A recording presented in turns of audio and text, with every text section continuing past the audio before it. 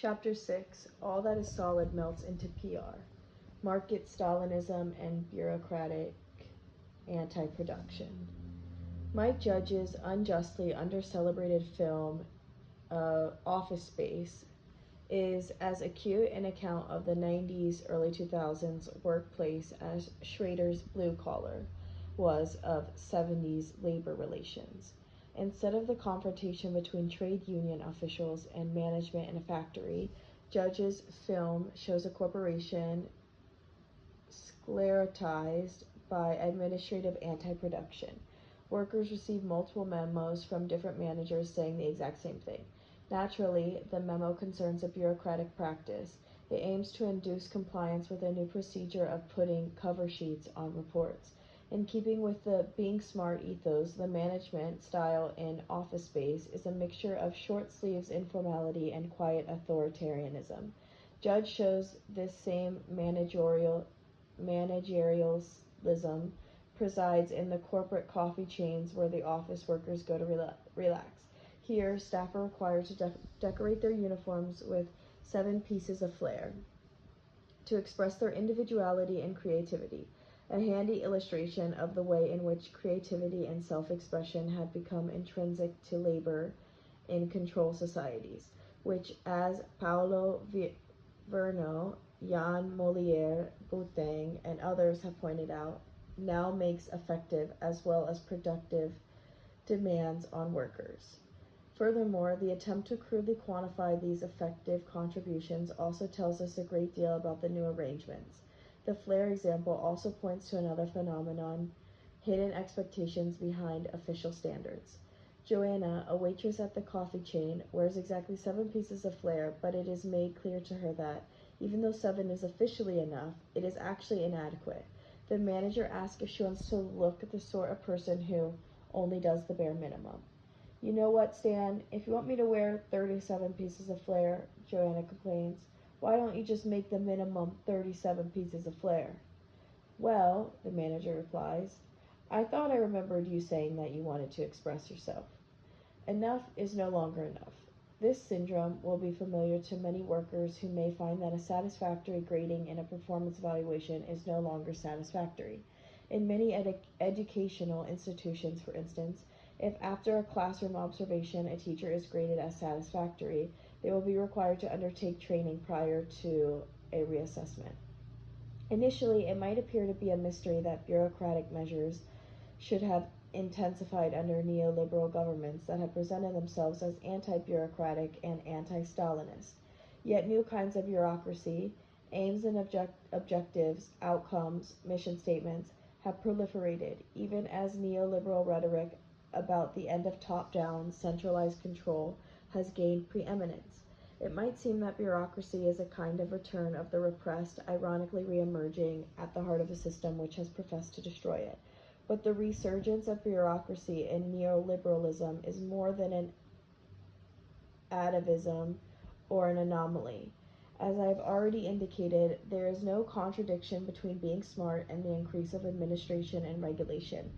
They are two sides of labor in control societies. Richard Sennett has argued that the flattening of pyramidal hierarchies has actually led to more surveillance of workers. One of the claims made for the new organization of work is that it decentralizes power, that is, gives people in the lower ranks of organization more control over their own activities, Sennett writes. Certainly this claim is false in terms of the techniques employed for taking apart the old bureaucratic behemoths. The new information systems provide a comprehensive picture of the organization to top managers in ways which give individuals anywhere in the network little room to hide. But it isn't only that information technology has granted managers more access to data, it is that the data itself has proliferated. Much of this information is provided by workers themselves. Massimo De Angelis and David Harvey describe some of the bureaucratic measures with which a lecturer must comply when putting together a module for an undergraduate degree in British universities. For each module, De Angelis and Harvey write, the module leader must complete various paperwork, in particular a module specification, which lists the module's aims and objectives, ILOs, modes and methods of assessment, amongst other information, and a module review document in which the ML reports their own assessment of the module's strengths and weaknesses and their suggested changes for the following year, a summary of student feedback, and average marks and their dispersion. This is only the beginning, however. For the degree program as a whole, academics must prepare a program specification as well as producing annual program reports, which record student performance according to progression rates, withdrawal rates, location, and spread of marks. All students' marks have to be graded against a matrix. This auto surveillance is complemented by assessments carried out by external authorities. The marking of student assignments is monitored by external examiners who are supposed to maintain consistency of standards across the university sector. Lecturers have to be observed by their peers, while departments are subject to periodic 3 or 4 day inspections by the Quality Assurance Agency for Higher Education. If they are research active, lecturers must submit their best 4 publications every 4 or 5 years to be graded by panel as part of the research assessment exercise, replaced in 2008 by the equally controversial Research Excellence Framework. DeAngelis and Harvey are clear that these are only very sketchy accounts of only some of the bureaucratic tasks that academics have to perform, all of which have funding implications for institutions. This battery of bureaucratic procedures is by no means confined to universities, nor to education. Other public services, such as the National Health Service and the police force, find themselves enmeshed in similar bureaucratic metastases. This is in part a consequence of the inherent resistance of certain processes and services to marketization. The supposed marketization of education, for instance, rests on a confused and underdeveloped analogy. Are students the consumers of the service or its product? The idealized market was supposed to deliver friction-free exchanges in which the desires of consumers would be met directly without the need for intervention or mediation by regulatory agencies. Yet the drive to assess the performance of workers and to measure forms of labor which, by their nature, are resistant to quantification has inevitably required additional layers of management and bureaucracy. What we have is not a direct comparison of workers' performance or output, but a comparison between the audited representation of that performance and output. Inevitably, a short-circuiting occurs, and work becomes geared towards the generation and massaging of representations rather than to the official goals of the work itself. Indeed, an anthropological study of local government in Britain argues that more effort goes into ensuring that a local authority's services are represented correctly than goes into actually improving those services. This reversal of priorities is one of the hallmarks of a system which can be characterized without hyperbole as market Stalinism. What late capitalism repeats from Stalinism is just this valuing of symbols of achievement over actual achievement. As Marshall Berman explained, describing Stalin's White Sea Canal project of 1931 through 1933, Stalin seems to have been so intent on creating a highly visible symbol of development that he pushed and squeezed the project in ways that only retarded the development of the project. Thus, the workers and the engineers were never allowed the time, money, or equipment necessary to build a canal that would be deep enough and safe enough to carry 20th century cargoes. Consequently, the canal has never played any significant role in Soviet commerce or industry. All the canal could support, apparently, were tourist steamers, which in the 1930s were abundantly stocked with Soviet and foreign writers who obligingly proclaimed the glories of the work. The canal was a triumph of publicity, but if half the care that went into the public relations campaign had been devoted to the work itself, there would have been far fewer victims and far more real developments, and the project would have been a genuine tragedy rather than a brutal farce in which real people were killed by pseudo-events. In a strange compulsion to repeat, the ostensibly anti-Stalinist neoliberal New Labour government has shown the same tendency to implement initiatives in which real-world effects matter only insofar as they register at the level of PR appearance. The notorious targets, which the new Labor government has so enthusiastic, in which the new Labor government was so enthusiastic in imposing, are a case in point. In a process that repeats itself with iron predictability everywhere that they are installed, targets quickly cease to be a way of measuring performance and become ends in themselves. Anxiety about falling standards in school examinations is now a regular feature of the summertime in Britain. Yet if students are less skilled and knowledgeable than their predecessors, this is due not to a decline in the quality of examinations per se, but to the fact that all of the teaching is geared towards passing the exams. Narrowly focused exam drill replaces a wider engagement with subjects. Similarly, hospitals perform many routine procedures instead of a few serious urgent operations because this allows them to hit the targets they are assessed on, operating rates, success rates, and reduction in waiting time, more effectively. It would be a mistake to regard this market Stalinism as some deviation from the true spirit of capitalism. On the contrary, it would be better to say that an essential dimension of Stalinism was inhibited by its association with a social project like socialism and can only emerge in a late capitalist culture in which images acquire an autonomous force. The way value is generated on the stock exchange depends, of course, less on what a company really does and more on perceptions of and beliefs about its future performance.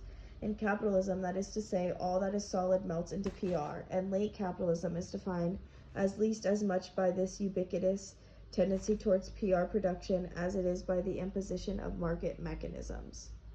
Here, Zizek's elaboration of Lacan's concept of the big other is crucial. The big other is the collective fiction, the symbolic structure presupposed by any social field. The big other can never be encountered in itself. Instead, we only ever confront its stand-ins. These representatives are by no means always leaders. In the example of the White Sea Canal above, for instance, it wasn't Stalin himself who was the representative of the big other, so much as the Soviet and foreign writers who had to be persuaded of the glories of the project. One important dimension of the big other is that it does not know everything. It is this constitutive ignorance of the big other that allows public relations to function. Indeed, the big other could be defined as the consumer of PR and propaganda, the virtual figure which is required to believe even when no individual can. To use one of Zizek's examples, who was it, for instance, who didn't really know that really existing socialism, RES, was shabby and corrupt? Not any of the people who were all too aware of its shortcomings, nor any of the government administrators who couldn't but know. No, it was the big other who was the one deemed not to know, who wasn't allowed to know the quotidian reality of RES. Yet the distinction between what the big other knows, what is officially accepted, and what is widely known and experienced by actual individuals is very far from being merely emptily formal. It is the discrepancy between the two that allows ordinary social reality to function. When the illusion that the big other did not know can no longer be maintained, the incorporeal fabric holding the social system together disintegrates. This is why Khrushchev's speech in 1965, in which he admitted the failings of the Soviet state, was so momentous. It is not as if anyone in the party was unaware of the atrocities and corruption carried out in its name, but Khrushchev's announcement made it impossible to believe any more that the big other was ignorant of them. So much for really existing socialism, but what of really existing capitalism? One way to understand the realism of capitalist realism is in terms of the claim to have given up belief in the big other. Postmodernism can be construed as the name for the complex of crises that the decline in the belief in the big other has triggered. As Lyotard's famous formulation of the postmodern condition, incredulity towards meta-narratives, suggests. Jameson, of course, would argue that the incredulity towards meta-narratives is one expression of the cultural logic of late capitalism, a consequence of the switch into the post-Fordist mode of capital accumulation. Nick Land gives one of the most euphoric accounts of the postmodern meltdown of culture into the economy. In Land's work, a cybernetically upgraded invisible hand is progressively eliminating centralized state power. Land's 90s texts synthesize cybernetics complexity theory, cyberpunk fiction, and neoliberalism to construct a vision of capital planetary artificial intelligence, a vast, supple, endlessly fizzle system which renders human will obsolete. In his manifesto for nonlinear decentered capital meltdown, Land invokes a massively distributed matrix networked tendency oriented to disabling ROM command control programs sustaining all macro and micro governmental entities, globally concentrating themselves as the human security system. This is capitalism as a shattering reel, in which signals circulate on self-sustaining networks which bypass the symbolic and therefore do not require the big other as guarantor. It is Deleuze and Guattari's capital as unnameable thing, but without the forces of reterritorialization and anti-production which they argued were constitutive of capitalism.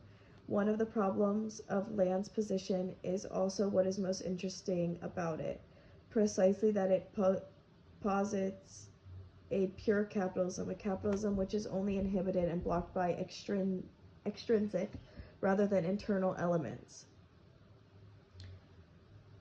Yet capitalism cannot be purified in this way. Strip away the forces of anti-production and capitalism disappears with them.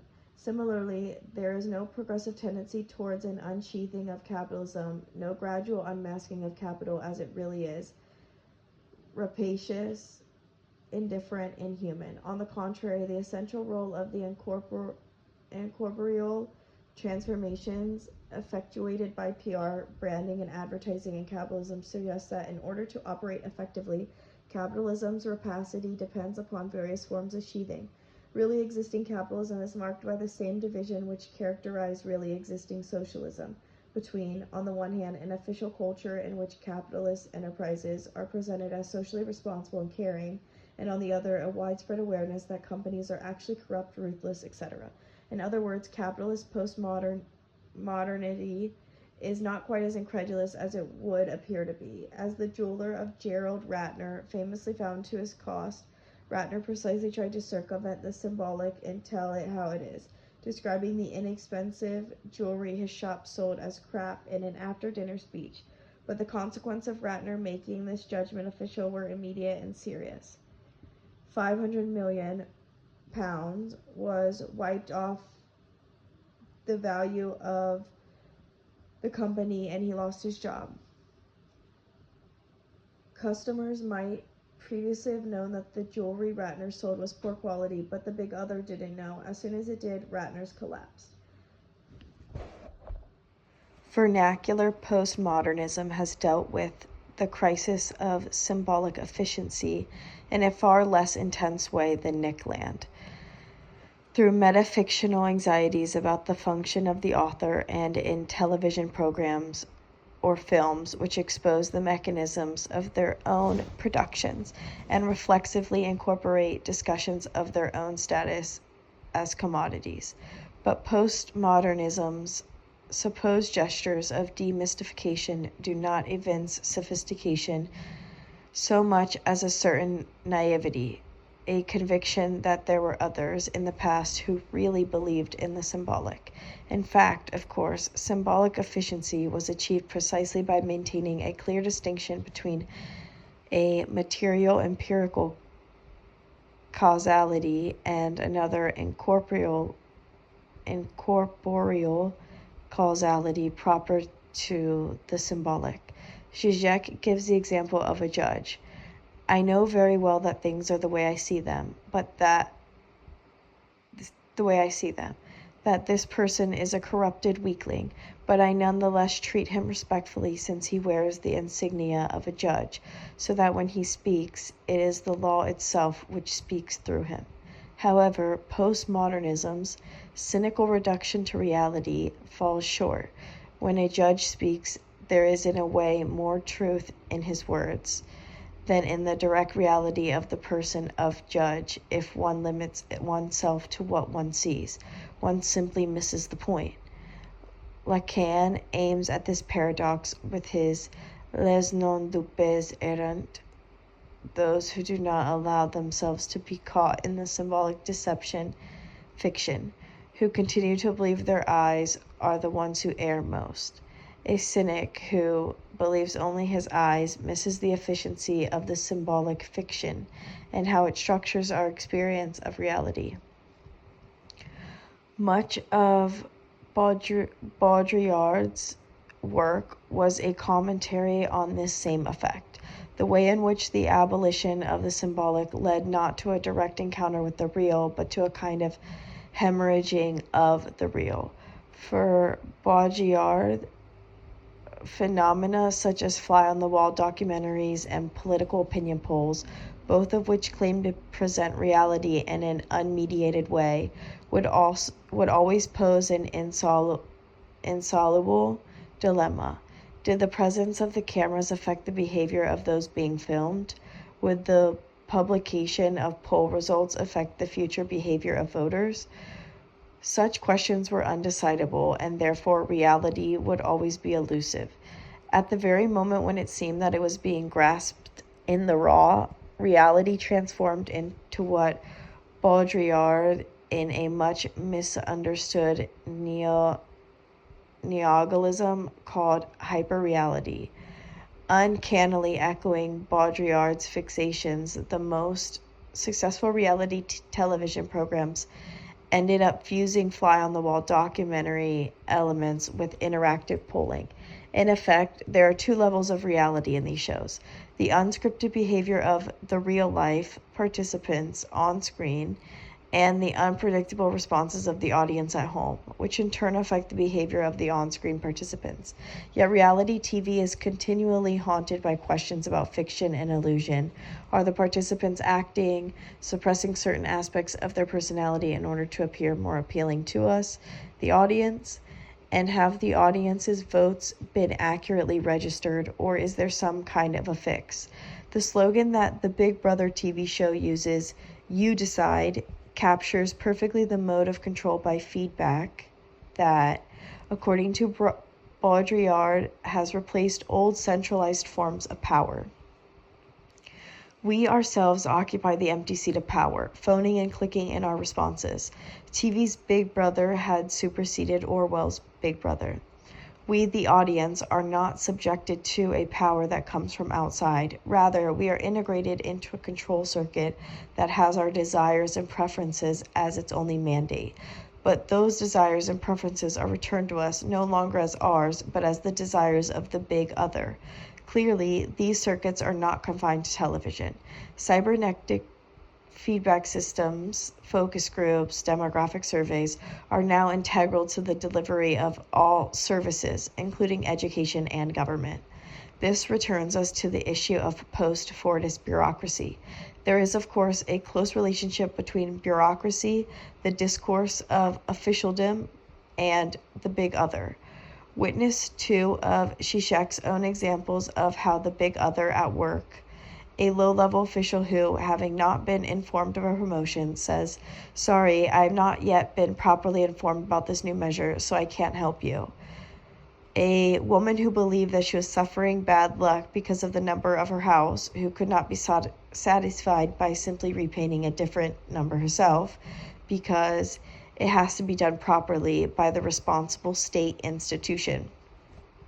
We are all familiar with bureaucratic libido, with the enjoyment that certain officials derive from this position of disavowed responsibility. The frustration of dealing with bureaucrats often arises because they themselves can make no decisions. Rather, they are permitted only to refer to decisions that have always already been made by the big other. Kafka was the greatest writer on bureaucracy because he saw that this structure of disavowal was inherent to bureaucracy. The quest to search the ultimate authority who will finally resolve K's official status can never end, because the big other cannot be encountered in itself. There are only officials, more or less hostile, engaged in acts of interpretation about what the big other's intentions. And these acts of interpretation, these deferrals of responsibility, are all that the big other is. If Kafka is valuable as a commentator on totalitarianism, it is by revealing that there was a dimension of totalitarianism which cannot be understood on the model of despotic command. Kafka's purgatorial vision of a bureaucratic labyrinth without end chimes with Zizek's claim that the Soviet system was an empire of signs, in which even the nomenclatura themselves, including Stalin and Molotov, were engaged in interpreting a complex series of social semiotic signals. No one knew what was required. Instead, individuals could only guess what particular gestures or directives meant. What happens in late capitalism when there is no possibility of appealing, even in principle, to a final authority which can offer the definitive official version is a massive intensification of that ambiguity. As an example of this syndrome, let us turn once more to further education. At a meeting between trade union officials, college principals, and members of parliament, the Learning and Skills Council, the quango at the heart of the FE funding labyrinth, came in for particular attack. Neither the teachers nor the principals nor the MPs could determine how particular directives had generated themselves, since they are not there in government policy itself. The answer was that the LSC interpreted the instructions issued by the Department for Education and Skills. These interpretations then achieved the strange autonomy peculiar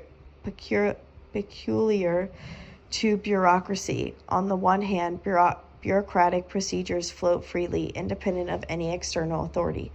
But that very autonomy means that they assume a heavy implacability, a resistance to any amendment or questioning. The proliferation of auditing culture and post-Fordism indicates that the demise of the big other has been exaggerated. Auditing can perhaps best be conceived of as fusion of PR and bureaucracy, because the bureaucratic data is usually intended to fulfill a promotional role. In the case of education, for example, exam results or research ratings augment or diminish the prestige of particular institutions. The frustration for the teacher is that it seems as if their work is increasingly aimed at impressing the big other, which is collating and consuming this data. Data has been put in inverted commas here, because much of the so-called information has little meaning or application outside the parameters of the audit. As Eva Berglund puts it, the information that audit creates does have consequences, even though it is so shorn of local detail, so abstract, as to be misleading or meaningless, except that is by the aesthetic criteria of audit itself. New bureaucracy takes the form not of a specific delimited function performed by particular workers, but invades all areas of work, with the result that, as Kafka prophesied, workers become their own auditors, forced to assess their own performance. Take, for example, the new system that OFSTED, Office for Standards in Education, uses to inspect further education colleges. Under the old system, a college would have a heavy inspection once every 4 years or so. Under the new improved system, if a college can demonstrate that its internal assessment systems are effective, it will only have to undergo a light inspection. But the downside of this light inspection is obvious. Surveillance and monitoring are outsourced from OFSTED to the college and ultimately to lecturers themselves, and become a permanent feature of the college structure and of the psychology of individual lecturers. The difference between the old/heavy and the new/light inspection system corresponds precisely to Kafka's distinction between ostensible acquittal and indefinite postponement outlined above. With ostensible acquittal, you petition the lower court judges until they grant you a non-binding reprieve. You are then free from the court until the time when your case is reopened. Indefinite postponement, meanwhile, keeps your case at the lowest level of the court, but at the cost of an anxiety that has never ends. The changes in OFSTED inspections are mirrored in the change from the research assessment exercise to the research excellent framework in higher education. Periodic assessment will be superseded by a permanent and ubiquitous measurement which cannot help but generate the same perpetual anxiety. In any case, it is not as if the light inspection is in any sense preferable for staff than the heavy one. The inspectors are in the college for the same amount of time as they were under the old system. The fact that there are fewer of them does nothing to alleviate the stress of the inspection, which has far more to do with the extra bureaucratic window dressing one has to do in anticipation of a possible observation than it has to do with any actual observation itself. The inspection, that is to say, corresponds precisely to Foucault's account of the virtual nature of surveillance in Discipline and Punish. Foucault famously observes there that there is no need for the place of surveillance to actually be occupied. The effect of not knowing whether you will be observed or not produces an introjection of the surveillance apparatus. You constantly act as if you are always about to be observed. Yet in the case of school and university inspections, what you will be graded on is not primarily your abilities as a teacher so much as your diligence as a bureaucrat. These are other bizarre effects. Since OFSTED is now observing the college's self-assessment systems, there is an implicit incentive for the college to grade itself and its teaching lower than it actually deserves. The result is a kind of postmodern capitalist version of Maoist confessionalism, in which workers are required to engage in constant symbolic self-denigration. At one point, when our line manager was extolling the virtues of the new light inspection system, he told us that the problem with our departmental logbooks was that they were not sufficiently self-critical. But don't worry, he urged. Any self-criticisms we make are purely symbolic and will never be acted upon, as if performing self-flagellation as part of a purely formal exercise in cynical bureaucratic compliance were any less demoralizing. In the post-Fordist classroom, the reflexive impotence of the students is mirrored by reflexive impotence of the teachers. De Angelis and Harvey report that practices and requirements of standardization and surveillance obviously impose a huge burden of work on academics, and few are happy about it. There have been a number of responses. Managers have frequently suggested there is no alternative and have perhaps suggested that what we need to do is work smarter, not harder. This seductive slogan, introduced to dampen staff resistance to further change, which in their experience has a devastating effects on working conditions, attempts to couple the need for change, restructuring, and innovation in order to meet the budget pressure and increase competitiveness, with staff's resistance not only to worsening of their condition of work, but also to the educational academic meaninglessness of the changes. The invocation of the idea that there is no alternative and the recommendation to work smarter, not harder, shows how capitalist realism sets the tone for labor disputes in post-Fordism. Ending the inspection regime, one lecturer sardonically remarked, seems more impossibly than ending slavery was. Such fatalism can only be challenged if a new, collective political subject emerges.